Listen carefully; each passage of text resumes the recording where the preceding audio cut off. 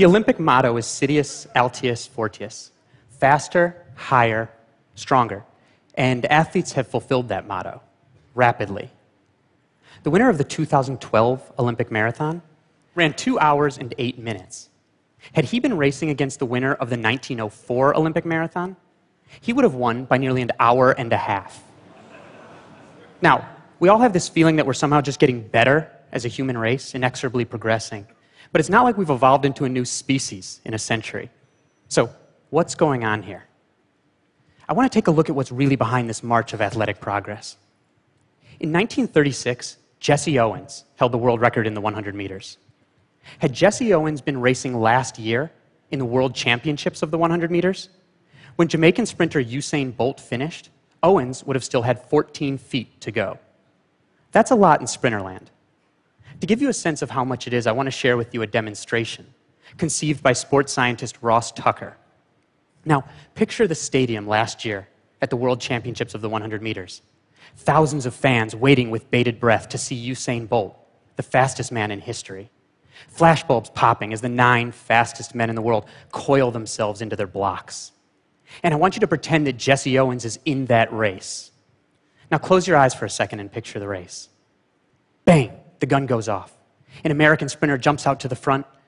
Usain Bolt starts to catch him. Usain Bolt passes him, and as the runners come to the finish, you'll hear a beep as each man crosses the line. That's the entire finish of the race. You can open your eyes now. That first beep was Usain Bolt. That last beep was Jesse Owens.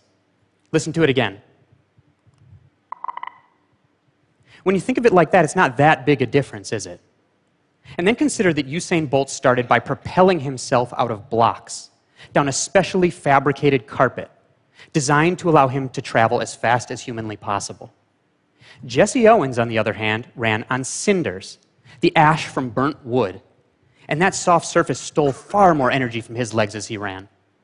Rather than blocks, Jesse Owens had a gardening trowel that he had to use to dig holes in the cinders to start from.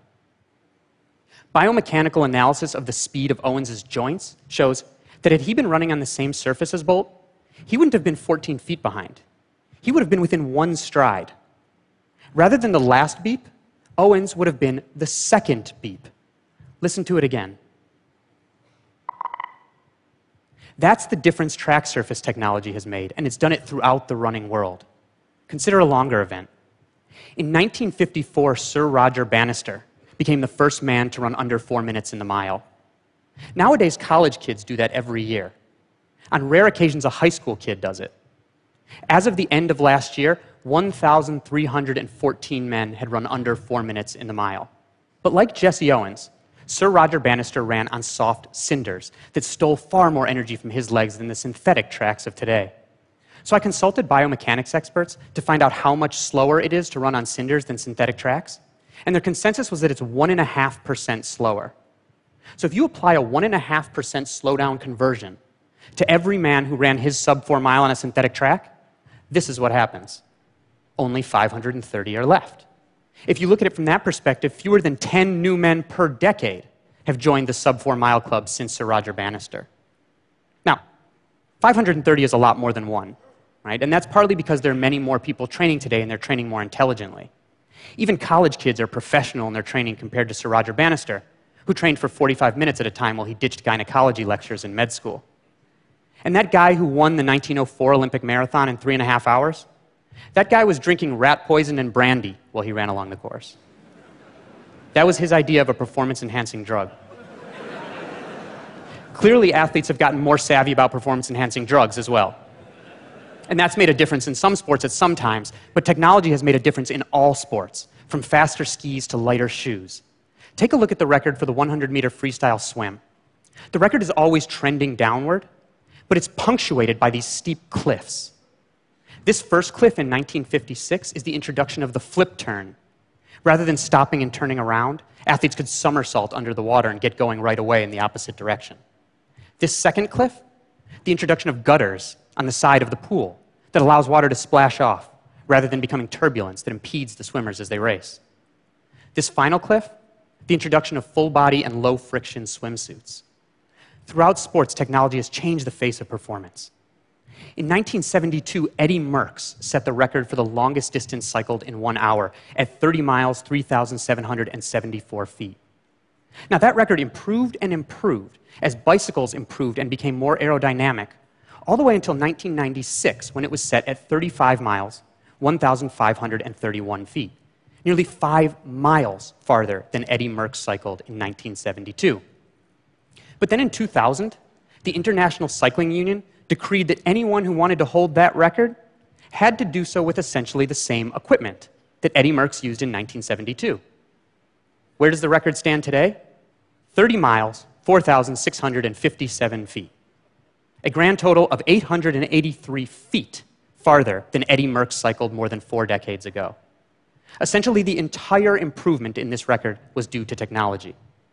Still, technology isn't the only thing pushing athletes forward.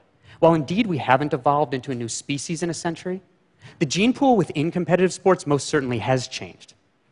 In the early half of the 20th century, physical education instructors and coaches had the idea that the average body type was the best for all athletic endeavors. Medium height, medium weight, no matter the sport. And this showed in athletes' bodies. In the 1920s, the average elite high jumper and average elite shot putter were the same exact size. But as that idea started to fade away, as sports scientists and coaches realized that rather than the average body type, you want highly specialized bodies that fit into certain athletic niches. A form of artificial selection took place, a self-sorting for bodies that fit certain sports. And athletes' bodies became more different from one another. Today, rather than the same size as the average elite high jumper, the average elite shot putter is 2.5 inches taller and 130 pounds heavier. And this happened throughout the sports world. In fact, if you plot on a height versus mass graph one data point for each of 24 sports in the first half of the 20th century, it looks like this. There's some dispersal, but it's kind of grouped around that average body type. Then that idea started to go away, and at the same time, digital technology, first radio, then television and the internet, gave millions, or in some cases billions, of people a ticket to consume elite sports performance. The financial incentives and fame and glory afforded elite athletes skyrocketed, and it tipped toward the tiny upper echelon of performance. It accelerated the artificial selection for specialized bodies. And if you plot a data point for these same 24 sports today, it looks like this. The athletes' bodies have gotten much more different from one another. And because this chart looks like the charts that show the expanding universe, with the galaxies flying away from one another, the scientists who discovered it call it the Big Bang of body types. In sports where height is prized, like basketball, the tall athletes got taller. In 1983, the National Basketball Association signed a groundbreaking agreement, making players partners in the league, entitled to shares of ticket revenues and television contracts.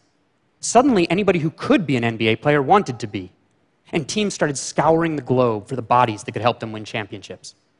Almost overnight, the proportion of men in the NBA who are at least 7 feet tall doubled to 10%. Today, 1 in 10 men in the NBA are at least 7 feet tall. But a 7-foot-tall man is incredibly rare in the general population. So rare that if you know an American man between the ages of 20 and 40 who's at least 7 feet tall, there's a 17% chance he's in the NBA right now. That is, find 6 honest 7-footers, 1 is in the NBA right now. And that's not the only way that NBA players' bodies are unique. This is Leonardo da Vinci's Vitruvian Man, the ideal proportions, with arm span equal to height. My arm span is exactly equal to my height. Yours is probably very nearly so, but not the average NBA player. The average NBA player is a shade under 6'7", with arms that are 7 feet long. Not only are NBA players ridiculously tall, they are ludicrously long. Had Leonardo wanted to draw the Vitruvian NBA player, he would have needed a rectangle and an ellipse, not a circle and a square. So in sports where large size is prized, the large athletes have gotten larger. Conversely, in sports where diminutive stature is an advantage, the small athletes got smaller. The average elite female gymnast shrunk from 5'3" to 4'9" on average over the last 30 years. All the better for their power to weight ratio and for spinning in the air. And while the large got larger and the small got smaller, the weird got weirder. The average length of the forearm of a water polo player in relation to their total arm got longer. All the better for a forceful throwing whip. As the large got larger, small got smaller, and the weird weirder. In swimming, the ideal body type is a long torso and short legs, It's like the long hull of a canoe for speed over the water. And the opposite is advantageous in running. You want long legs and a short torso. And this shows in athletes' bodies today. Here you see Michael Phelps, the greatest swimmer in history, standing next to Hisham El Garouj, the world record holder in the mile. These men are 7 inches different in height. But because of the body types advantaged in their sports, they wear the same length pants. 7 inches difference in height, these men have the same length legs. Now, in some cases, the search for bodies that could push athletic performance forward ended up introducing into the competitive world populations of people that weren't previously competing at all, like Kenyan distance runners. But we think of Kenyans as being great marathoners. Kenyans think of the Kalenjin tribe as being great marathoners. The Kalenjin make up just 12% of the Kenyan population, but the vast majority of elite runners. And they happen on average to have a certain unique physiology. Legs that are very long and very thin at their extremity. And this is because they have their ancestry at very low latitude in a very hot and dry climate. And an evolutionary adaptation to that is limbs that are very long and very thin at the extremity for cooling purposes. It's the same reason that a radiator has long coils, to increase surface area compared to volume to let heat out. And because the leg is like a pendulum, the longer and thinner it is at the extremity, the more energy efficient it is to swing. To put Kalenjin running success in perspective, consider that 17 American men in history have run faster than 2 hours and 10 minutes in the marathon. That's a 4 minute and 58 second per mile pace. 32 Kalenjin men did that last October. That's from a source population the size of metropolitan Atlanta. Still, even changing technology and the changing gene pool in sports don't account for all of the changes in performance. Athletes have a different mindset than they once did. Have you ever seen in a movie when someone gets an electrical shock and they're thrown across a room? There's no explosion there. What's happening when that happens is that the electrical impulse is causing all of their muscle fibers to twitch at once, and they're throwing themselves across the room. They're essentially jumping. That's the power that's contained in the human body. But normally we can't access nearly all of it. Our brain acts as a limiter, preventing us from accessing all of our physical resources because we might hurt ourselves, tearing tendons or ligaments. But the more we learn about how that limiter functions, the more we learn how we can push it back just a bit. In some cases, by convincing the brain that the body won't be in mortal danger by pushing harder. Endurance and ultra-endurance sports serve as a great example. Ultra-endurance was once thought to be harmful to human health.